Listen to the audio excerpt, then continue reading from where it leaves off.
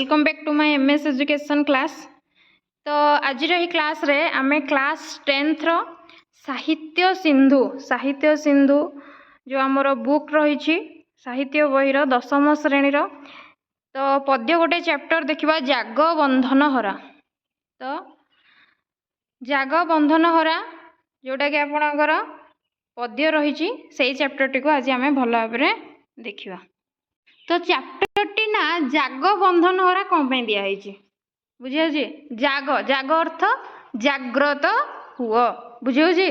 तो जाग्रत हुआ को माने बंधन हरा है कि तमें सब जाग्रत हुआ सबु प्रकार बंधन को तमें हरई बुझे। आमर जो विभिन्न प्रकार बंधन अच्छे आमे जो मोह माया बंधन भितर बांधी होइकी अच्छे से बंधन को हरई से बंधन रु मुक्त होइकी तमें कौन हुए निजको जाग्रत कर कहापाई देश पाई बुझे। तो चैप्टर नाटा से दिखाई जाग बंधन हरा बुझे कौन ना सबु प्रकार बंधन रु आमे मुक्त होइकी आमको निजको कौन करिया पड़िबो जाग्रत हेबाकू पड़िबो। किछि काम करिया पई हेले आमको आउ सुप्त होइकी रहिया को पड़िबो नाही सुप्त न होइकी आमको जाग्रत हेबाकू पड़िबो। तो एई चैप्टर रो कवि हेउछन जेहेतु एटा पद्य तार कवि आसीबे तो कवि हेउछन किए ना अनंत पट्टनायक बुझिला। तो से 1912 मसीह जन्म ग्रहण करथिले 1987 मसीह से मृत्युवरण करथिले बुझिला। आई होप कि समस्त बुझा पड़ुथिबो कि 1912 मसीह से जन्म ग्रहण करथिले 1987 मसीह से मृत्युवरण करथिले। तो प्रथम आम कवि परिचय जानिबा कहा विषय कवि परिचय में आम अनंत पट्टनायक विषय जानिबा से केउठारे जन्म ग्रहण करथिले से केउ टाइप रो लोक थिले से आउ अलगा किछि कोन कोन सब लिखि जंती तो ता विषय आम जानिबा। प्रथमे अनंत पट्टनायक विषय जानिबा तेणु से होउचंती जणे खोर्धा जिल्लार से कोठी जन्म ग्रहण करथिले ना खोर्धा जिल्लार चणाहाट ग्राम रे कवि अनंत पट्टनायक जन्म ग्रहण करथिले। केउठारे ना खोर्धा जिल्लार चणाहाट ग्राम गोटे ग्रामर ना हूँ चणाहाट से चणाहाट ग्राम रे किए ना कवि अनंत पट्टनायक कौन करथिले ना जन्म ग्रहण करथिले। साम्यवादी चिंताधारार कविता रचना पाई नवजुग साहित्य संसद जरिया रे जेउ आंदोलन होइतिला तहिरे से अंश ग्रहण करथिले बुझिउची। तो साम्यवादी चिंताधारार कविता रचना पाई नवजुग साहित्य संसद जरिया रे से जो आंदोलन होइतिला नवजुग साहित्य संसद जरिया रे जो आंदोलन होइतिला सेइथिरे से अंश ग्रहण करथिले किए ना हमर अनंत पट्टनायक। नवजुग साहित्य संसदर प्रथम अधिवेशन रे प्रारंभिक संगीत रूपे एही कविताटी गान करा जायतिला। तो एही कविताटी मीन्स ई जाग बंधन हरा कविताटी आमर कोठी गान कराइतिला आमर साहित्य संसदर प्रथम अधिवेशन रे एटाकू प्रारंभिक संगीत रूप रे गान करा जायतिला। तो रक्त शिखा छाईर छिटा अलोड़ा लोड़ा अबांतर किंचित आदि कविता संकलन तांको काव्यकृतिर सार्थक परिचय। तो यही सबू कविता गुड़ाक से लिखि थिले। आउ किछि कौन कौन सबू आउ अलगा तांकर बुक अच्छी रक्त शिखा छाईर छिटा अलोड़ा लोड़ा अबांतर किंचित तो यही गुड़ाक से एक्स्ट्रा बुक सबू लिखि थिले माने जागबंधन हरा को छाड़ी यही अलगा बुक गुड़ाक लिखि थिले। तेणु आकु मध्य आमर मन रखिबा निहाती जरूरी। आमे जेतेले लॉन्ग क्वेश्चन लिखिबा तो आकु लिखिबाकू पड़िबो कि तांकर अलगा बुक गुड़ाक सबू कौन कौन थिला। मु आउ थरे रिपीट करूची रक्त शिखा छाईर छिटा अलोड़ा लोड़ा अबांतर आउ किंचित।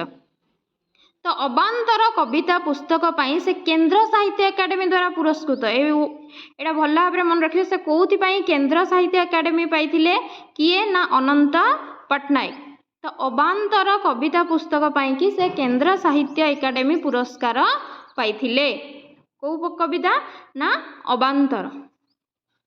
शोषण मुक्त और श्रेणीहीन सामाजिक तथा सांस्कृतिक व्यवस्था प्रवर्तन और मानववादर जयगान यही कवितार अंतस्वर। तो चैप्टर सारांश कौन कौ विषय आमे पढ़िबा ना शोषण मुक्त माने आमे होचे शोषण मुक्त, आमे होचे फ्री, आमे इंडिपेंडेंट, आमको कहीं भी आमे अत्याचारित तो नुहे, आमको कहीं अत्याचार करू नाहांती, आमे होचंती शोषण मुक्त और श्रेणीहीन सामाजिक तथा सांस्कृतिक व्यवस्था प्रवर्तन और मानववादर केमती आमे जय ज्ञान करवा यही कवितार अंतस्वर हेची। तो यही कवितार आमे कौन को विषय पढ़ा ना मानववादर जय ज्ञान विषय पढ़ा आउ ये जो शोषण मुक्त श्रेणीहीन सामाजिक तथा सांस्कृतिक व्यवस्थार किपरि प्रवर्तन करा जाई परिवो एही विषय रे आमे एही चैप्टर रे पढ़ा। तेणु ये थिला आपणकर कवि परिचय। देन आमे चैप्टर भितर को जिबा। तो आमे चैप्टर देखिबा देइछि कोन नवीन युगर तरुण जागरे। तो फास्ट मु कहले जागरे अर्थ जाग्रत हेबा, नवीन युग माने एई नूतन युग, नवीन अर्थ नूतन, नवीन अर्थ कोन ना नूतन। तो नवीन युगर एई जो नुआ युगर बा नूतन युगर तरुण, तरुण अर्थ युवक, तरुण तरुणी आमे जो कहती युवक युवती। तो नवीन युगर तरुण जागरे माने जाग्रत हुओ। हे नूतन युगर युवक युवती माने तुमे कौन हुओ ना जाग्रत हुओ। जाग बंधन हरा, सबु प्रकार बंधन रु मुक्त हेकी तुमे कौन हुओ ना जाग्रत हुओ। जाग बंधन हरा, सबु प्रकार बंधन को तमे क्षुर्ण करिकी सबु प्रकार बंधन रु तमे मुक्त हेकी तमे कौन हुओ ना जाग्रत हुओ। केउ माने जाग्रत हेबे ना एई नवीन युगर बा एई नूतन युगर तरुण आउ तरुणी माने माने युवक आउ युवती माने कौन हुओ ना जाग्रत हुओ। केउथिरु जाग्रत हुओ ना सबु प्रकार बंधन रु निजको मुक्त करिके सबु प्रकार बंधन रु निजको सब माने हटेई कि तमे कौन हुओ ना जाग्रत हुओ।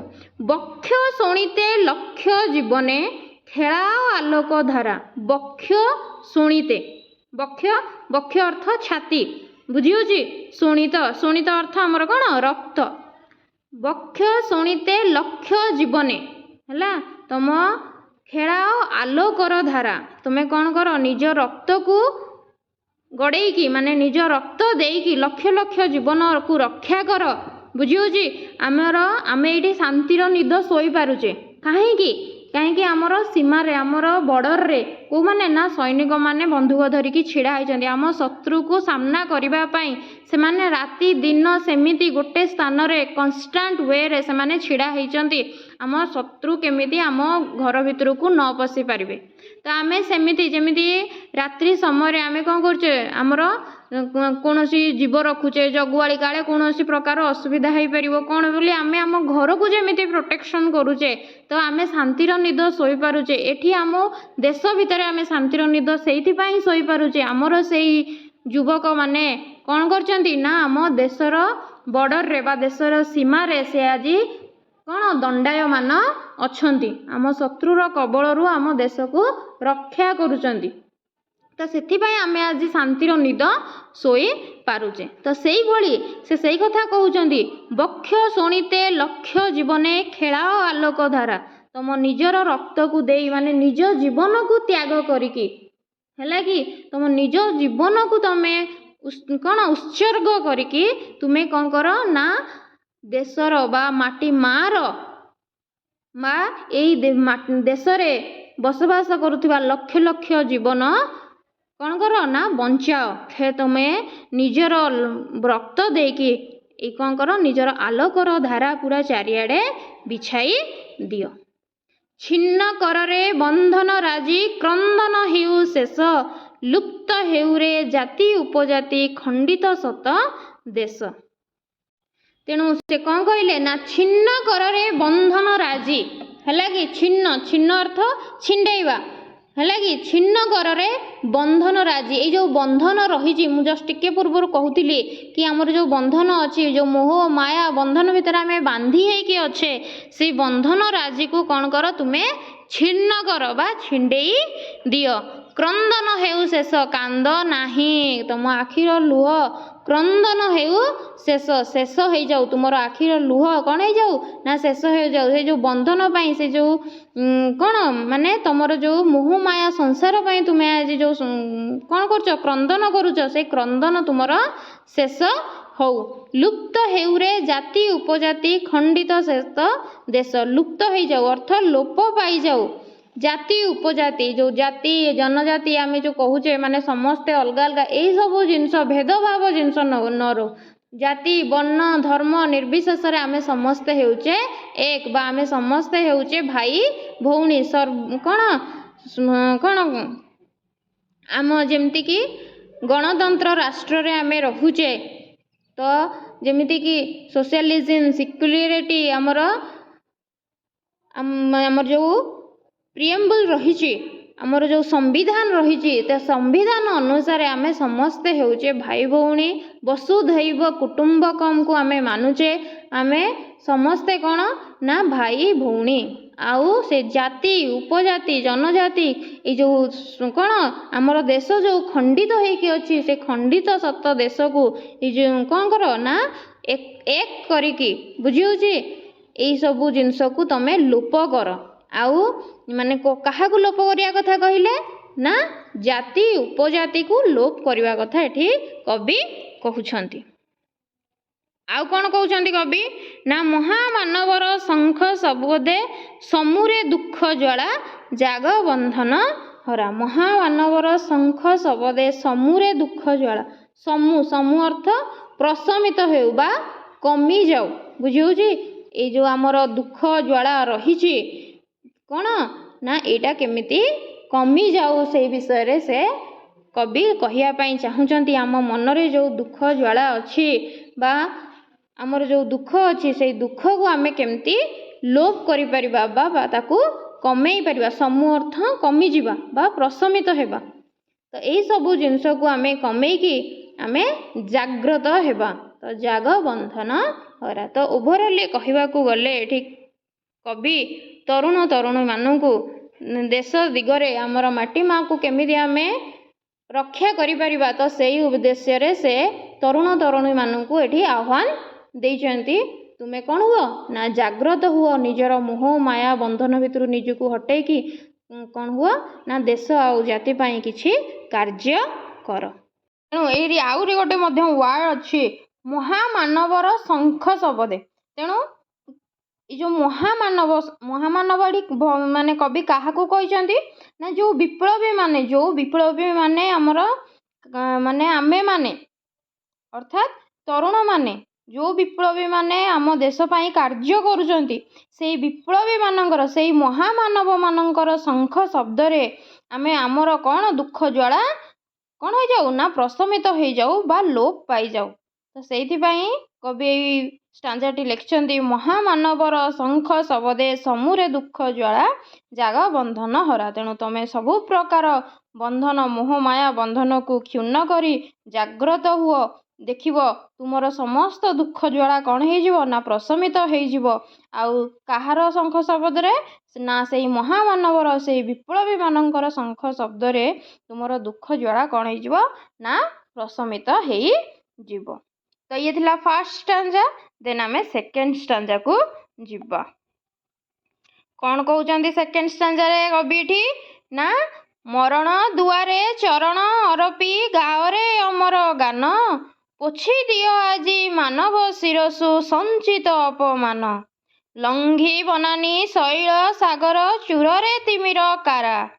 ତେଣୁ ମରଣ ଦୁଆରେ ଚରଣ ଅରପି ଗାଓରେ ଅମର ଗାନ ପୋଛି ଦିଅ ଆଜି ମାନବ ଶିରସୁ ସଞ୍ଚିତ ଅପମାନ। ତେଣୁ ଆଜି ଆମେ କୋଉ ଦୁଆରରେ ଛିଡ଼ା ହେଇଛେ? ମରଣ ଦୁଆରରେ ଛିଡ଼ା ହେଇଛେ। ମାନେ ବିପ୍ଳବ ଚାଲିଛି, ଯୁଦ୍ଧ ଚାଲିଛି। ଆମେ କ'ଣ ଆମେ ବଞ୍ଚିପାରନ୍ତି କିମ୍ବା ମରିଯାଇପାରନ୍ତି। ତେଣୁ ଯଦି ସଂଗ୍ରାମ କରୁ କରୁ ଆମେ ମୃତ୍ୟୁ ମୁଖରେ ପଡ଼ିଯିବା, ତେଣୁ ଯଦି ଆମେ ଆମ ଦେଶ ପାଇଁ କିମ୍ବା ଆମ ଜାତି ପାଇଁ କିମ୍ବା ଆମ ମାଟି ମାଆ ପାଇଁ ଯେତେବେଳେ ସଂଗ୍ରାମ କରୁ କରୁ ଆମେ ଯଦି ଆମର ଜୀବନ ଉତ୍ସର୍ଗୀକୃତ କରିଦେବା ତାହେଲେ ସେଇ ମରଣ ଦୁଆରରେ ଆମେ ଛିଡ଼ା ହେଇକି ମଧ୍ୟ ସେ କହୁଛି ମରଣ ଦୁଆରେ ଚରଣ ଅରପି କ'ଣ କରିବା? ଆମ ମାନେ ନିଜକୁ କ'ଣ କରିବା ନା ସେଇ ମରଣ ଦୁଆରରେ ନିଜକୁ କ'ଣ କରିଦେବା ନା ସମର୍ପିତ କରିଦେବା। ତ ସେଇ ମରଣ ଦ୍ୱାରରେ ମଧ୍ୟ ଛିଡ଼ା ହେଇକି ଆମେ କାହାର ଜୟ ଗାନ କରିବା? ନା ଗାଓରେ ଅମର ଗାନ। ତେଣୁ ଅମରତ୍ୱର ଗାନ ତୁମେ ଗାଅ। ଆମେ ଯେତେବେଳେ ଦେଖିବ ସୈନିକମାନେ କିମ୍ବା ଯିଏ ଦେଶପ୍ରେମୀ ଯେତେବେଳେ ସିଏ ମୃତ୍ୟୁବରଣ କରନ୍ତି, ଆମେ ମରିଗଲା ବୋଲି କୁହନ୍ତିନି, ଆମେ ଶହୀଦ ହେଇଗଲେ ବୋଲି କୁହନ୍ତି। ତାଙ୍କୁ ଦେଶ ଜୀବନ ସାରା ପାଇଁ ମନେ ରଖିଥାଏ। ତାଙ୍କୁ ଆମେ କ'ଣ କରିଥାନ୍ତି? ତାଙ୍କୁ ତାଙ୍କର ଅମର ଗୀତି ଆମେ ସବୁବେଳେ ଗାନ କରିଥାନ୍ତି। ତେଣୁ ସିଏ ସେଇ କଥା କହୁଛନ୍ତି କବି ଏଠି, ତୁମେ ମରଣ ଦ୍ୱାରରେ ଛିଡ଼ା ହେଇକି ମଧ୍ୟ ନିଜକୁ ଅର୍ପଣ କରିକି ମଧ୍ୟ ତୁମେ କାହାର ଜୟ ଜୟ ଗାନ କର? ଅମର ଗାନ କର। ଗାଓରେ ଅମର ଗାନ। ଅମର ଗାନ ମାନେ ଗାଇବା କଥା ଏଠି କବି କହୁଛନ୍ତି। ତାପରେ କ'ଣ କହୁଛନ୍ତି କବି? ନା ପୋଛି ଦିଅ ଆଜି ମାନବ ଶିରସୁ ସଞ୍ଚିତ ଅପମାନ। ମାନବ ଅର୍ଥ ମଣିଷ, ଶିରସୁ ମାନେ ଶିରରୁ ମାନେ ମୁଣ୍ଡରୁ, ଶିର ଅର୍ଥ ମୁଣ୍ଡ। ତେଣୁ ତୁମ ମୁଣ୍ଡରେ ଯେଉଁ ଅପମାନର ଚିହ୍ନ ରହିଛି ତାକୁ ଆଜି କ'ଣ କର? ନା ପୋଛି ଦିଅ, ଲିଭେଇ ଦିଅ, ପୁରା କ'ଣ କରିଦିଅ? ନା ପୋଛି ଦିଅ ବୋଲି ସେ କହୁଛନ୍ତି। ତାପରେ କ'ଣ କହୁଛନ୍ତି? ଲଙ୍ଘି ବନାନୀ ଶୈଳ ସାଗର ଚୂରରେ ତିମିର କାରା। ଲଙ୍ଘି ଅର୍ଥ ଲଙ୍ଘନ କରି। ଲଙ୍ଘନ କରିକି କ'ଣ ଲଙ୍ଘନ କରି ନେବ? କ'ଣ ଲଙ୍ଘନ କରିବା କଥା କହୁଛନ୍ତି? ବନାନୀ ଶୈଳ ସାଗର। ବନାନୀ ଅର୍ଥ ଘଞ୍ଚ ଜଙ୍ଗଲ, ବଣ ଜଙ୍ଗଲ। ବନାନୀକୁ ତୁମେ କ'ଣ କର? ନା ଲଙ୍ଘି ଯାଅ। ଶୈଳ ତୁମେ ପାହାଡ଼ ପର୍ବତକୁ ମଧ୍ୟ ଲଙ୍ଘି ଯାଅ। ଆଉ କାହାକୁ ଲଙ୍ଘି ଯାଅ? ନା ସାଗର, ଉପସାଗର, ମହାସାଗର ସମସ୍ତଙ୍କୁ ଲଙ୍ଘି ତୁମେ କ'ଣ କର? ନା ସେଇ ଯେଉଁ ତିମିରର କାରାକୁ ଚୂର୍ଣ୍ଣ କର। ତିମିରର କାରା ମାନେ ତିମିର ଅର୍ଥ ଏଠି ଅନ୍ଧକାର। ତିମିର ଅର୍ଥ ଅନ୍ଧକାର। କାରା ଅର୍ଥ ସେଇ ବନ୍ଦୀଖାନା ବା ଜେଲଖାନା ବା ବନ୍ଦୀ ଗୃହକୁ ତୁମେ କ'ଣ କରିଦିଅ? ଚୂରିବା ଅର୍ଥ ଏଠି ଚୂର୍ଣ୍ଣ କରିବା ବା ଭାଙ୍ଗିଦେବା। ତେଣୁ ସେଇ କ'ଣ? ନା ଅନ୍ଧକାର ରୂପକ ବନ୍ଦୀ ଗୃହକୁ ତୁମେ ଚୂର୍ଣ୍ଣ କରିଦିଅ।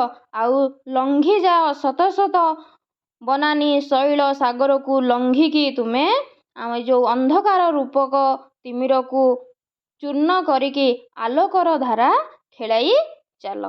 ତ ଓଭରଅଲ୍ ଷ୍ଟାଞ୍ଜାରେ ସେ ସେଇ କଥା ହିଁ କହୁଛନ୍ତି। ମରଣ ଦ୍ୱାରେ ନିଜକୁ ଅର୍ପଣ କରିକି ତୁମେ ଅମରତ୍ୱର ଗାନ କର। ଆଉ ତୁମର ମନରେ, ତୁମ ଶିରରେ ବା ତୁମ ମୁଣ୍ଡରେ ଯେଉଁ ଅପମାନର ସଞ୍ଚିତ ଅପମାନ ରଖିଛ ବା ସଞ୍ଚୟ କରିକି ଯେଉଁ ଅପମାନ ରଖିଛ ସେଇ ଅପମାନକୁ ଆଜି ପୋଛି ଦିଅ। ଆଉ ତୁମେ ଲଙ୍ଘି ଯାଅ ଶୈଳ ସାଗର ବନାନୀ ସବୁକୁ ଲଙ୍ଘିକି ତୁମେ ସେଇ ତିମିରର କାରାକୁ କ'ଣ କର? ନା ଚୂର୍ଣ୍ଣ କରିନିଅ। ତେଣୁ ଏଠି ଓଭରଅଲି ଆମକୁ କବି କହିବାକୁ ଚାହୁଁଛନ୍ତି ଆମେ ନିଜକୁ ଆମର ଯେଉଁ ଆମ ମୁଣ୍ଡରେ ଯେଉଁ ଅପମାନ ଅଛି ତାକୁ ଆମେ ଲିଭେଇକି ଆମେ ଅମରତ୍ୱର ଗାନ କରିବା। ଆଉ କ'ଣ କରିବା? ନା ଚାରିଆଡ଼େ ଅନ୍ଧକାରକୁ କ'ଣ କରିକି ଚୂର୍ଣ୍ଣ କରିକି ଭାଙ୍ଗି ଦେଇକି ଆମେ ଆଲୋକର ଧାରା ବା ଖେଳେଇ ଚାଲିବା। ତ ଆଇ ହୋପ୍ ଏଇ ଷ୍ଟାଞ୍ଜାଟା ଆପଣମାନେ ଭଲ ଭାବରେ ବୁଝିପାରିଥିବେ। ଯଦି କୌଣସି ପ୍ରକାର ଡାଉଟ୍ ଅଛି ନିଶ୍ଚିନ୍ତ ଭାବରେ କମେଣ୍ଟ କରନ୍ତୁ। ଦେନ୍ ଆମେ ଥାର୍ଡ଼ ଷ୍ଟାଞ୍ଜାକୁ ଯିବା। ଦେଖ ଥାର୍ଡ଼ ଷ୍ଟାଞ୍ଜାରେ ପୁଣି କବି କ'ଣ କହୁଛନ୍ତି? ନା ମରୁ ପଥେ ପଥେ ନିର୍ଝର ସୃଜି ଯାତ୍ରା କର ହେ କର ସ୍ପନ୍ଦନ ବହି ଅନ୍ତରେ କୋଟି ପ୍ରଦୀପ ଉଚ୍ଚେ ଧର ଶଙ୍କିତ ହେଉ କମ୍ପିତ ପ୍ରାଣ ଚନ୍ଦ୍ର ତପନ ତାରା। ମରୁ ପଥେ ପଥେ ନିର୍ଝର ସୃଜି। ମରୁପଥ ମାନେ ମରୁଭୂମିର ପଥ। ତ ସେଇ ଜୀବନର ଯେଉଁ ମରୁଭୂମିର ପଥ ଅଛି, ମରୁଭୂମିରେ ଆପଣ ଜାଣିଥିବେ ପାଣିର ଅସୁବିଧା। କିନ୍ତୁ ସେଇ ଯେଉଁ ଜାଗାରେ ପାଣିର କୌଣସି ତିଳେମାତ୍ର ସମ୍ଭାବନା ନାହିଁ, କିନ୍ତୁ ସେଇ ଜାଗାରେ ତୁମେ ଝରଣାର ସୃଷ୍ଟି କର ବୋଲି ସେ କବି ଏଠାରେ କହୁଛନ୍ତି। ତେଣୁ ଆମର ଯେଉଁ ଏଇ ଜୀବନ ରୂପକ ମରୁଭୂମି ପଥରେ ଆମେ କ'ଣ କରିବା? ଝରଣାକୁ ସୃଜନ କରିବା ବା ତିଆରି କରିବା। ନିର୍ଝର ସୃଜି ଯାତ୍ରା କର ହେ କର। ତେଣୁ ତୁମେ ଏଇ ମରୁପଥ, ଜୀବନର ମରୁପଥରେ ଝରଣା ରୂପକ ଝରଣାକୁ ତିଆରି କର ବା ସୃଷ୍ଟି କର। ଆଉ ତାରି ପଥରେ ହିଁ କ'ଣ କର? ନା ଚାଲ, ଯାତ୍ରା କର, ତୁମ ପଥ ଆଗେଇ ନିଅ ଆଗକୁ। ଯାତ୍ରା କର ହେ କର। ଯେଉଁଠି କୌଣସି ପ୍ରକାର ସମ୍ଭାବନାର ଆଗକୁ ଯିବାର ସମ୍ଭାବନା ନାହିଁ ସେଇ ସ୍ଥାନରେ ମଧ୍ୟ ସେଇ ପଥରେ ମଧ୍ୟ ତୁମକୁ ତାର ନିଶ୍ଚିନ୍ତ ଭାବରେ ବାଟ ବାହାର କରିବାକୁ ପଡ଼ିବ। ତାକୁ ଆଗକୁ ଯିବା ପାଇଁ ନିଜକୁ ପ୍ରସ୍ତୁତ କରିବା ପାଇଁ ପଡ଼ିବ। ତେଣୁ ତୁମେ ସେଇ ମରୁ ପଥରେ ମଧ୍ୟ ଝରଣା ସୃଷ୍ଟି କରିପାରିବ। ତୁମ ପାଖରେ ସେଇ କ'ଣ ଅଛି ନା ସାହସ ଅଛି, ତୁମ ପାଖରେ ସେଇ ବୀରତ୍ୱ ଅଛି, ତୁମେ କରିପାରିବ। ତେଣୁ ସେଇ ମରୁପଥରେ ନିଜର ସୃଜି ତିଆରି କରି ତୁମେ କ'ଣ କର, ନିଜର ଯାତ୍ରାକୁ ଆଗକୁ ବଢ଼େଇ ଚାଲ। ତାପରେ କ'ଣ କହୁଛନ୍ତି, ମରୁ ପଥେ ପଥେ ନିର୍ଝର ସୃଜି ଯାତ୍ରା କର ହେ କର, ସ୍ପନ୍ଦନ ବହି ଅନ୍ତରେ କୋଟି ପ୍ରଦୀପ ଉଚ୍ଚେଧର। ଦେଖ, ସ୍ପନ୍ଦନ ବହି ଅନ୍ତରେ କୋଟି ପ୍ରଦୀପ ଉଚ୍ଚେଧର। କୋଟି, କୋଟି ଅର୍ଥ କୋଟିଏ, ସଂଖ୍ୟା ରୂପକ ଆପଣ ଜାଣିଥିବେ କୋଟିଏ। ତେଣୁ କୋଟି ଅନ୍ତରରେ ମାନେ କୋଟି କୋଟି ଜନତାର, କୋଟି କୋଟି ଲୋକଙ୍କ ଅନ୍ତରରେ ବା ହୃଦୟରେ କ'ଣ ନିଅ, ସ୍ପନ୍ଦନ ବହି ଅନ୍ତରେ କୋଟି। ସେଇ ହୃଦୟର ସ୍ପନ୍ଦନରେ ତୁମେ କ'ଣ କର ନା ପ୍ରଦୀପ ଜାଳି ଦିଅ।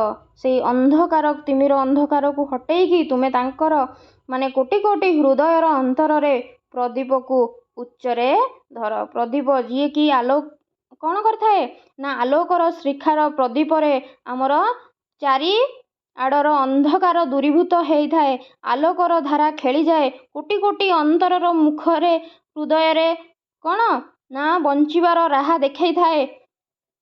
ତ ତୁମେ ସେଇ ଜିନିଷ କର ହିଁ। କୋଟି କୋଟି ଅନ୍ତରର ସ୍ପନ୍ଦନରେ ପ୍ରଦୀପର ଧାରାକୁ କ'ଣ କର ନା ଆଉ ଟିକେ ତେଜି ଦିଅ, ଆଉ ଟିକେ ଉଚ୍ଚା କରିଦିଅ। ଶଙ୍କିତ ହେଉ କମ୍ପିତ ପ୍ରାଣେ ଚନ୍ଦ୍ର ତପନ ତାରା। ଶଙ୍କିତ ହେଉ, କିଏ ଶଙ୍କାବୋଧ କରିବ? ଶଙ୍କିତ ହେଇଯିବା ମାନେ ନିଜକୁ ଟିକେ ସଂକୋଚନ କରିନେବା ବା ଶଙ୍କା ପ୍ରକାଶ କରିବା। ତ କିଏ ଶଙ୍କା ପ୍ରକାଶ କରିବ ଏଠି ନା ଶଙ୍କିତ ହେଉ କମ୍ପିତ ପ୍ରାଣେ ଚନ୍ଦ୍ର ତପନ ତାରା। ଚନ୍ଦ୍ର ଅର୍ଥ କିଏ ନା ଆମର ଶଶାଙ୍କ ବା ଶଶୀ, ଆମେ ଯାହାକୁ କହୁଛନ୍ତି ଚନ୍ଦ୍ରଙ୍କର ପ୍ରତିଶବ୍ଦ। ଚନ୍ଦ୍ର, ଶଶାଙ୍କ, ଶଶୀ, ତପନ ଆପଣ ଜାଣିଥିବେ ସୂର୍ଯ୍ୟ। ତେଣୁ ତାରା, ତପନ, ଚନ୍ଦ୍ର, ତାରା, ନକ୍ଷତ୍ର, ଚନ୍ଦ୍ର, ସୂର୍ଯ୍ୟ ସମସ୍ତେ କ'ଣ କରନ୍ତୁ, ଏଇ ଜିନିଷକୁ ଦେଖିକି ସେମାନେ ମଧ୍ୟ ଶଙ୍କାବୋଧ ହେଇଯାଆନ୍ତୁ, ଶଙ୍କା ପ୍ରକାଶ କରନ୍ତୁ। ତେଣୁ କ'ଣ ହେଇଯାଉ ମାନେ ସମସ୍ତଙ୍କର ପ୍ରାଣ କମ୍ପିତ ହେଇଯାଉ। ଶଙ୍କିତ ହେଉ କମ୍ପିତ ପ୍ରାଣେ ଚନ୍ଦ୍ର ତପନ ତାରା। ତେଣୁ ଆକୁ ଦେଖିକି ମଧ୍ୟ କିଏ ଚନ୍ଦ୍ର, ତପନ, ତାରା ସିଏ ମଧ୍ୟ କ'ଣ ହେଇଯାଆନ୍ତୁ ନା ଶଙ୍କିତ ହେଇଯାଆନ୍ତୁ ବା ଶଙ୍କା ବୋଧ କରନ୍ତୁ ବା ଶଙ୍କା ପ୍ରକାଶ କରନ୍ତୁ।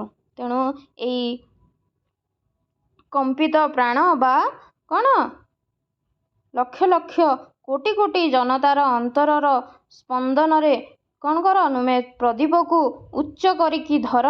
ଆଉ ଯେମିତିକି ୟାକୁ ଦେଖିକି ଚନ୍ଦ୍ର, ତପନ, ତାରା ମଧ୍ୟ କ'ଣ କରିବେ ନା ତାଙ୍କର ହୃଦୟ, ତାଙ୍କର କମ୍ପିତ ପ୍ରାଣ ମଧ୍ୟ ଶଙ୍କା ବୋଧ କରିବ। ତେଣୁ ଓଭରଅଲ୍ ଷ୍ଟାଞ୍ଜାରେ କ'ଣ କହୁଛନ୍ତି କବି ନା ତୁମେ ମରୁପଥରେ ଚାଲିକି ମଧ୍ୟ ନିଜର ଯାତ୍ରାରେ କ'ଣ କର, ଝରଣା ରୂପକ ସୃଜନୀ ତିଆରି କର। ଆଉ ତୁମର ଯାତ୍ରାକୁ ଆଗକୁ ବଢ଼େଇ ନିଅ। ଆଉ କୋଟି କୋଟି ଅନ୍ତରରେ କ'ଣ କର ନା ତାଙ୍କର ଅନ୍ତରରେ ଆଲୋକର ଧାରା ଖେଳେଇ ନିଅ ବା ତାଙ୍କର ହୃଦୟରେ ପ୍ରଦୀପକୁ ଉଚ୍ଚ କରି ଧର। ଯେମିତିକି ତାକୁ ଦେଖିକି ଚନ୍ଦ୍ର, ତପନ, ତାରା ମଧ୍ୟ କ'ଣ କରିବେ ନା ଶଙ୍କା ବୋଧ କରିବେ ବା ଶଙ୍କା ପ୍ରକାଶ କରିବେ। ଆଇ ହୋପ୍ କି ଷ୍ଟାଞ୍ଜା 3 ଆପଣଙ୍କୁ ଭଲ ଭାବରେ ବୁଝି ହେଇଥିବ। ତାପରେ ଆମେ ଷ୍ଟାଞ୍ଜା 4କୁ ଯିବା।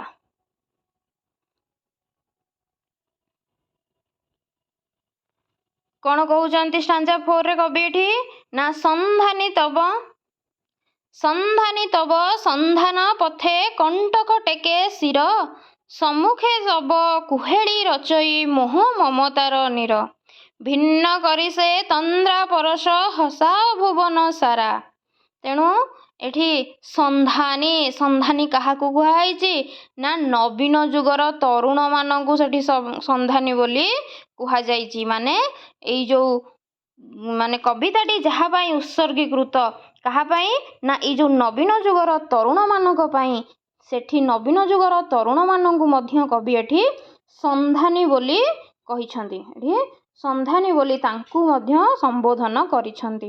ସନ୍ଧାନୀ ତବ, ତବ ଅର୍ଥ ତୋର, ହେ ସନ୍ଧାନୀ ତୋର ସନ୍ଧାନ ପଥରେ, ତୁ ଯେଉଁ ସନ୍ଧାନ ଦିଗରେ ଯାଉଛୁ, ତୁ ଯେଉଁ ସନ୍ଧାନ କରିବା ପଥରେ ଚାଲୁଛୁ, କିଛି ଗୋଟେ ପାଇବାର ଆଶା ନେଇକି ଆଗକୁ ଚାଲୁଛୁ, ସେଇ ସନ୍ଧାନ ପଥରେ କ'ଣ ଆସିବ ନା କଣ୍ଟକ, କଣ୍ଟକ ଟେକେ ଶିର। ତେଣୁ ତୋର ସେଇ ଯେଉଁ ସନ୍ଧାନ ପଥ ଏତେ କ'ଣ ନା ସହଜ ନୁହେଁ, ଏତେ ସହଜ ସାଧ୍ୟ ନୁହେଁ, ଏତେ ମାନେ ଫୁଲ ଭଳି କୋମଳ ନୁହେଁ। ସେ କ'ଣ ନା କଣ୍ଟା, କଣ୍ଟାର ବାଟ ହେଇଥାଇପାରେ, ତୋର ପଥ କଣ୍ଟକିତପୂର୍ଣ୍ଣ ହେଇଥାଇପାରେ। ତେଣୁ ତୁ ଚାଲିଲା ବେଳେ ବିଭିନ୍ନ ଘାତ ପ୍ରତିଘାତ, ସୁବିଧା ଅସୁବିଧା, ବିଭିନ୍ନ ପ୍ରକାର କ'ଣ ନା ବାଧାକୁ ତୁ ସାମ୍ନା କରିବୁ। ଏତେ ଚାଲିବା ସହଜ କଥା ନୁହେଁ, ସେଥିରେ ବିଭିନ୍ନ ପ୍ରକାର ବାଧା ଅସୁବିଧା ଆସିବ। କଣ୍ଟକ, ବିଭିନ୍ନ ପ୍ରକାର କଣ୍ଟାକୁ ତୁ ସାମ୍ନା କରିକି ଆଗକୁ ଯିବୁ। ତ ସେଇଥିପାଇଁ କହୁଛି, କିଏ ଶିର ଟେକୁଛି, କିଏ ମୁଣ୍ଡ ଟେକିଛି ନା କଣ୍ଟକ ମୁଣ୍ଡ ଟେକିଛି। ତେଣୁ ତୁ ସନ୍ଧାନ ପଥରେ ଚାଲିଲା ବେଳେ ତ ବିଭିନ୍ନ ପ୍ରକାର କଣ୍ଟା କ'ଣ ହେଇଥିବ ନା ମୁଣ୍ଡ ଟେକିଥିବ। କିନ୍ତୁ ସମ୍ମୁଖେ ତବ କୁହେଳି ରଚଇ ମୋହ ମମତାର ନୀର। ତାହେଲେ ଏଇ କଣ୍ଟକଟା କ'ଣ ନା ଏଇ କଣ୍ଟକଟା ହେଉଛି ମୋହ ମମତାର ନୀର। ନୀର ଅର୍ଥ ଜାଣିଥିବେ ଜଳର ଅନ୍ୟ ନାମ। ତେଣୁ କୋଉ ମୋହ ମମତାର ସେଇ ଯେଉଁ ଅଶ୍ରୁ, ଏଠି ଅଶ୍ରୁ ସହିତ ତୁଳନା କରାଯାଇଛି। ଯେଉଁ ଆମର ପରିବାର, ମା ଭଉଣୀ ବନ୍ଧୁ ବାନ୍ଧବ ଏଇସବୁର ଯେଉଁ ଭିତରେ ଆମେ ନିଜକୁ ବାନ୍ଧିକି ରଖିଛେ, ତ ସେଇମାନଙ୍କର ଯେଉଁ ମୋହ ମମତା ବା ସେଇ ମମତାର ଅଶ୍ରୁ ରୂପକ ଜଳଧାରା ଆମକୁ କ'ଣ କରିପାରେ, ଆମ ସାମ୍ନାରେ କୁହେଳି ଭଳି ଆସିପାରେ। କୁହେଳି ଅର୍ଥ ମାୟା, ମାନେ ମାୟା ରୂପକ କୁହେଳି କ'ଣ ହେଇପାରେ ନା ମାୟା ବା ଇନ୍ଦ୍ରଜାଲ ଯେଉଁଟା, ତ ସେ କ'ଣ ହେଇଥାଏ ଆମ କୁହେଳି ରଚନା କରିକି ଆମ ସାମ୍ନାକୁ, ରଚୟ ଅର୍ଥ ରଚନା କରିବା। ସମ୍ମୁଖେ, କାହାର ସମ୍ମୁଖରେ, ଏଇ ସନ୍ଧାନୀର ସମ୍ମୁଖରେ। ତେଣୁ ସମ୍ମୁଖେ ତବ କୁହେଳି ରଚଇ ମୋହ ମମତାର ନୀର। ତେଣୁ ତୋର ସମ୍ମୁଖରେ, ଏଇ ସନ୍ଧାନୀର ସମ୍ମୁଖରେ, ଏଇ ନବୀନ ଯୁଗର ତରୁଣମାନଙ୍କ ସମ୍ମୁଖରେ। ତେଣୁ ସମ୍ମୁଖେ ତବ, ତବ ଅର୍ଥ ତୋର, ହେ ସନ୍ଧାନୀ ଯୁଗର ନବୀନ ତରୁଣମାନେ ତୁମର ସାମ୍ନାରେ କ'ଣ ଏଇ ଯେଉଁ ମୋହ ମମତାର ନୀର ରୂପକ କୁହେଳି ରଚନା କରିକି ତୁମ ସାମ୍ନାରେ ଆସିବ। ତେଣୁ ଏଇ ଯେଉଁ କୁହେଳି ବା ମାୟା ରୂପକ ଜାଲ ବା ଇନ୍ଦ୍ରଜାଲକୁ ଯେଉଁ ରଚନା କରାଯାଇଛି, ତ ସେଇ ଇନ୍ଦ୍ରଜାଲ, ସେଇ ମାୟା ମୋହ ମମତାରେ ତୁମେ ନିଜକୁ ବାନ୍ଧି ଦିଅ ନାହିଁ। ତେଣୁ ଏଇ ମୋହ ମମତାର ଯେଉଁ ନୀର ରହିଛି ତାକୁ ତୁମେ କ'ଣ କର ନା ଭାଙ୍ଗି ତୁମର ବା ଛିନ୍ନ କରି ବା କ'ଣ ନିଜକୁ ଆଗକୁ ବଢ଼େଇ ଚାଲ। ତେଣୁ ଏଇ ବିଭିନ୍ନ ପ୍ରକାର କଣ୍ଟାକୁ ତୁମେ ସାମ୍ନା କରିକି ନିଜର ସନ୍ଧାନ ପଥରେ ନିଜକୁ ଆଗେଇ ନିଅ। ତାପରେ କ'ଣ କବି କହୁଛନ୍ତି ନା ଭିନ୍ନ କରି ତନ୍ଦ୍ରା ପରଶ ହସାଅ ଭୁବନ ସାରା। ତେଣୁ ଭିନ୍ନ କରି ସେ ତନ୍ଦ୍ରା ପରଶ ହସାଅ ଭୁବନ ସାରା। ତେଣୁ ତୁମେ ଏଇ ଯେଉଁ ମୋହ ମମତା ବା କୁହେଳି ରୂପକ ଇନ୍ଦ୍ରଜାଲକୁ ଛିନ୍ନ କରିକି, ବୁଝିହେଉଛି, ଛିନ୍ନ କରିକି, ଭିନ୍ନ କରିକି ମାନେ ଭୁଲି ଯାଇକି ବା ଛିଣ୍ଡେଇକି ତୁମେ କ'ଣ କର, ସେ ଭିନ୍ନ କରି ସେ ତନ୍ଦ୍ରା ପରଶ। ତନ୍ଦ୍ରା ଅର୍ଥ ନିଦ୍ରା ରୂପକ ପରଶ ବା ସ୍ପର୍ଶ। ଏଠି ପରଶ ଅର୍ଥ ସ୍ପର୍ଶ କରିବା, ପରଶ କରିବା ବା ତନ୍ଦ୍ରା ରୂପକ ଯେଉଁ ସ୍ପର୍ଶ ରହିଛି, ସେ ନିଦ୍ରା ରୂପକ ସ୍ପର୍ଶ ରହିଛି, ପରଶ ରହିଛି, ତୁମେ ତାକୁ କ'ଣ କରିଦିଅ ନା ଭିନ୍ନ କରିଦିଅ, ଛିଣ୍ଡେଇ ଦିଅ ବା କ'ଣ କରିଦିଅ ନା ଲିଭେଇ ଦିଅ। ସେଇ ତାକୁ ଭିନ୍ନ କରିକି ତୁମେ କ'ଣ କର, ଭୁବନ ସାରା, ପୁରା ପୃଥିବୀ ସାରା କ'ଣ କର ନା ସମସ୍ତଙ୍କ ହୃଦୟରେ ହସର ଲହରୀ ଖେଳେଇ ଦିଅ। ହସାଅ ଭୁବନ ସାରା। ତେଣୁ ଭିନ୍ନ କରି ସେ ତନ୍ଦ୍ରା ପରଶ ସେଇ ମୋହ ନିଦ୍ରାକୁ ହଟେଇ ଦେଇକି ତୁମେ ସାରା ସଂସାରରେ ସେଇ ମୋହରୂପକ ନିଦ୍ରାକୁ ତୁମେ କ'ଣ କରିକି ହଟେଇ ଦେଇକି ତୁମେ ସାରା ସଂସାରରେ ସୁଖ ଭରା ଆନନ୍ଦ ଖେଳେଇ ଦିଅ। ସାରା ଭୁବନ ସାରା, ସାରା ପୃଥିବୀ ସାରା କ'ଣ କର ନା ସୁଖ ବା ଶାନ୍ତି ବା ତୃପ୍ତିର ହସ ଚାରିଆଡ଼େ ପୃଥିବୀ ସାରା ସଂସାର ସାରା କ'ଣ କର ଖେଳେଇ ଦିଅ। ତେଣୁ ତୁମକୁ ଯେମିତି ଏଇ ତନ୍ଦ୍ରା ପରଶ ସ୍ପର୍ଶ ନ କରିପାରୁ, ତେଣୁ ସେଇ ତନ୍ଦ୍ରା ପରଶକୁ ତୁମେ କ'ଣ କର ନା ଭିନ୍ନ କରିଦିଅ ବା ଛିଣ୍ଡେଇ ଦିଅ। ଛିଣ୍ଡେଇକି ତୁମେ ସାରା ସଂସାରରେ କ'ଣ କର ନା ସୁଖର ଜୁଆର ବଢ଼େଇ ଚାଲ। ତେଣୁ ଆଇ ହୋପ୍ କି 4th ନମ୍ବର ଷ୍ଟାଞ୍ଜାଟା ଆପଣ ଭଲ ଭାବରେ ବୁଝିପାରିଥିବେ ନା। ସନ୍ଧାନୀ ତବ ସନ୍ଧାନ ପର୍ଥେ କଣ୍ଟକ ଟେକେ ଶିର, ସମ୍ମୁଖେ ତବ କୁହେଳି ରଚଇ ମୋହ ମମତାର ନୀର, ଭିନ୍ନ କରି ସେ ତନ୍ଦ୍ରା ପରଶ ହସାଅ ଭୁବନ ସାରା। ତେଣୁ ଓଭରଅଲି ଏଠି କବି କହୁଛନ୍ତି ହେ ସନ୍ଧାନୀ ତବ ସନ୍ଧାନ ପଥରେ, ତୋର ସନ୍ଧାନ ପଥରେ ବହୁତ କ'ଣ ଆସିବ ନା କଣ୍ଟା ଆସିବ। ତେଣୁ ତୁ ସେ ସବୁ କ'ଣ ସେଇ କଣ୍ଟା ରୂପକ ବାଧା ବିଘ୍ନକୁ ଏଡ଼େଇକି ତୋର ସନ୍ଧାନ ପଥରେ ଆଗକୁ ମାଡ଼ି ଚାଲ। ଆଉ ତୋର ସମ୍ମୁଖରେ ସେଇ ବିଭିନ୍ନ ପ୍ରକାର ଇନ୍ଦ୍ରଜାଲ ବା କୁହେଳି ବା ମାୟା ମମତାର ମୋହ ତୋ ସାମ୍ନାରେ ଆସି ଛିଡ଼ା ହେବ।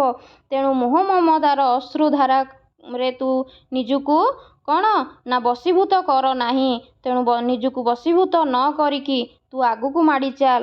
ଆଉ ସେଇ ଯେମିତି ତନ୍ଦ୍ରା ପରଶ ତୋକୁ ମଧ୍ୟ କ'ଣ କର ନା ଛିନ୍ନ କର, ଭିନ୍ନ କରିକି ତୁ ସାରା ଭୁବନରେ କ'ଣ କର ନା ହସର ଲହରୀ କ'ଣ କର ନା ଚାରିଆଡ଼େ ହସର ଲହରୀ କ'ଣ କର ନା ବିଛେଇ ଚାଲ ବା ପ୍ରଚାର କରି ଚାଲ ବା ସମସ୍ତଙ୍କ ମୁହଁରେ କ'ଣ କର ସୁଖ ଭରା ହସ ଫୁଟେଇ ଚାଲ ସାରା ଭୁବନ ସାରା ବା ସାରା ପୃଥିବୀ ସାରା। ତାପରେ ଲାଷ୍ଟ ଷ୍ଟାଞ୍ଜା କ'ଣ କହୁଛନ୍ତି ଏଠି କବି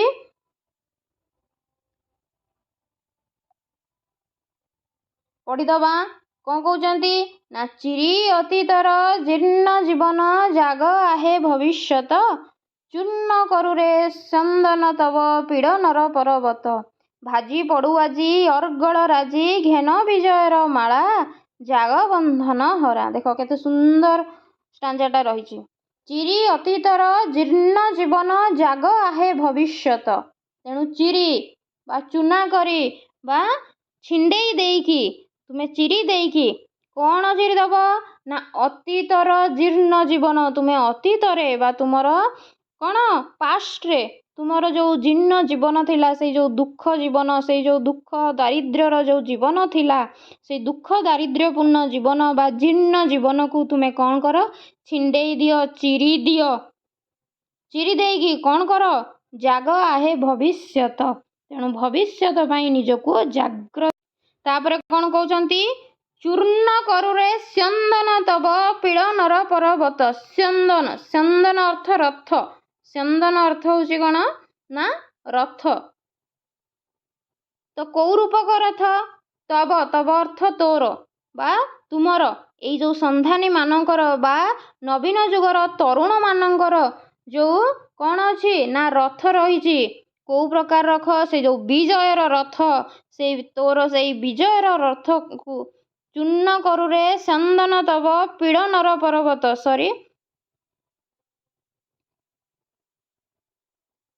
ତେଣୁ ଏଠି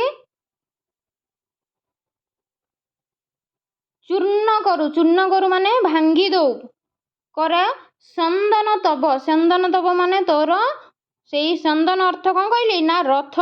ତୋର ଯେଉଁ ରଥ ରହିଛି କୋଉ ରୂପକ ରଥ? ପୀଡ଼ନର ପର୍ବତ। ଏଇ ପୀଡ଼ନର ପର୍ବତ ମାନେ ପର୍ବତ। ପର୍ବତ ଅର୍ଥ କ'ଣ ନା ପର୍ବତ। ଯେଉଁ ପୀଡ଼ା ଦୁଃଖ ଦୁର୍ଦ୍ଦଶାପୂର୍ଣ୍ଣ ଯେଉଁ ପର୍ବତ ରହିଛି, ସେଇ ଦୁଃଖ ଦୁର୍ଦ୍ଦଶାପୂର୍ଣ୍ଣ ପର୍ବତକୁ ଚୂର୍ଣ୍ଣ କରିକି ବା ଭାଙ୍ଗି ଦେଇକି ଭାଜି କ'ଣ କର ନା ତୋର ରଥ ବା ସ୍ୟନ୍ଦନ ତୋର କ'ଣ କର ନା ଆଗକୁ ବଢ଼େଇ ଚାଲ।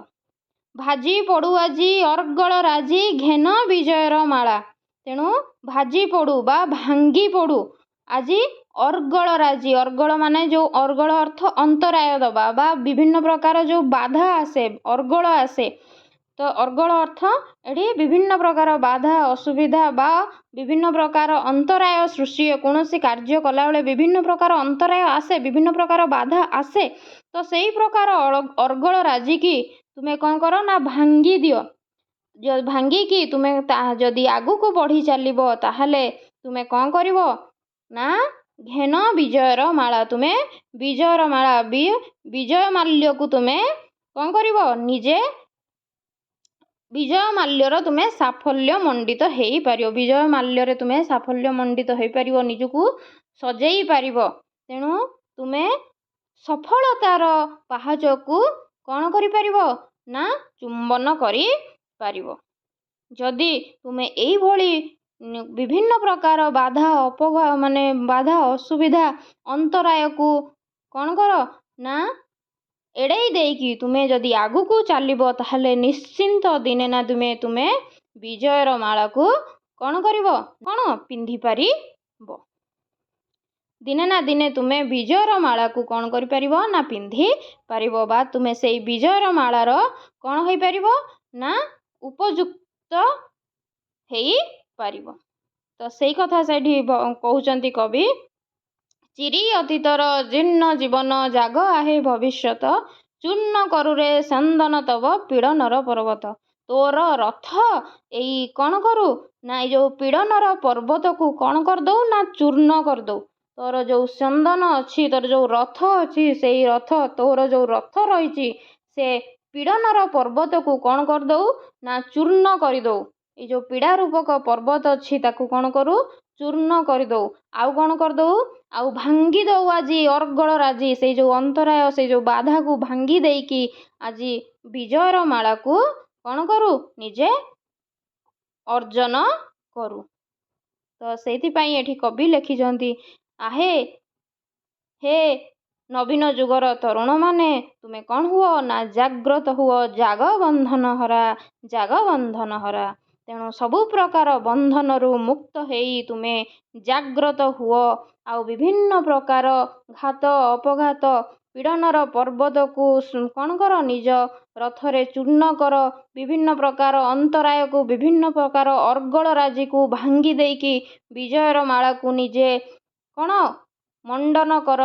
ଆଉ କ'ଣ କୁହ ଜାଗବନ୍ଧନ ହରା ଜାଗବନ୍ଧନ ହରା। ତେଣୁ ତୁମେ କ'ଣ ହୁଅ ନା ଜାଗ୍ରତ ହୁଅ ଦେଶ ପାଇଁ ଜାତି ପାଇଁ ଭବିଷ୍ୟତ ପାଇଁ। କାରଣ ତୁମେ ହିଁ ହେଉଛ ଆଗାମୀ ଯୁଗର ଭବିଷ୍ୟତ। ସେଇଥିପାଇଁ ଏଠି କବି ମଧ୍ୟ ଲେଖିଛନ୍ତି ଜାଗ ଆହେ ଭବିଷ୍ୟତ। ତୁମେ ହିଁ ହେଉଛ ଆଗାମୀ ଯୁଗର ଭବିଷ୍ୟତ। ତେଣୁ ହେ ଭବିଷ୍ୟତ ଗଣ ତୁମେ ନିଜକୁ ଜାଗ୍ରତ କର ଆଉ ସାରା ସଂସାରରେ ହସର ଲହରୀ ଖେଳେଇ ଚାଲ। ତେଣୁ ଇଏ ଥିଲା ଆପଣଙ୍କର ଫୁଲ୍ ଚାପ୍ଟରଟି ଜାଗବନ୍ଧନ ହରାର। ଆଇ ହୋପ୍ କି ଆପଣଙ୍କୁ ନିଶ୍ଚିନ୍ତ ଭାବରେ ବୁଝା ଆସିଥିବ। ଯଦି କୌଣସି ପ୍ରକାର ଡାଉଟ୍ସ ଥିବ କୌଣସି ଷ୍ଟାଞ୍ଜାରେ ଆପଣ ନିଶ୍ଚିନ୍ତ ଭାବରେ ଆପଣ କମେଣ୍ଟ ସେକ୍ସନରେ କମେଣ୍ଟ କରିପାରିବେ। ଆଉ ଚାପ୍ଟରଟି କେମିତି ଲାଗିଲା ନିଶ୍ଚିନ୍ତ ଭାବରେ ଆପଣ କମେଣ୍ଟ କରିକି ଜଣାଇବେ। ଆଇ ହୋପ୍ କି ଆପଣଙ୍କୁ ଚାପ୍ଟରଟି ନିଶ୍ଚିନ୍ତ ଭାବରେ ଭଲ ଲାଗିଥିବ। ଯଦି ଚାପ୍ଟରଟି ଭଲ ଲାଗିଥିବ ତାହେଲେ ନିଶ୍ଚିନ୍ତ ଭାବରେ ଲାଇକ୍ କରନ୍ତୁ, ସେୟାର କରନ୍ତୁ, ସାଙ୍ଗମାନଙ୍କ ସହିତ ନିଶ୍ଚିନ୍ତ ଭାବରେ ସେୟାର କରନ୍ତୁ। ଆଉ ଚ୍ୟାନେଲରେ ନୂଆ ଥିଲେ ନିଶ୍ଚିନ୍ତ ଭାବରେ ଚ୍ୟାନେଲଟିକୁ ସବସ୍କ୍ରାଇବ୍ କରି ରଖନ୍ତୁ ଏଇଭଳି ନୂଆ ନୂଆ ଭିଡ଼ିଓ ପାଇବା ପାଇଁ। Thank you all of you. Last ପର୍ଯ୍ୟନ୍ତ ଭିଡ଼ିଓଟିକୁ ଦେଖିଥିବାରୁ ବହୁତ ବହୁତ ଧନ୍ୟବାଦ। ଜୟ ଜଗନ୍ନାଥ।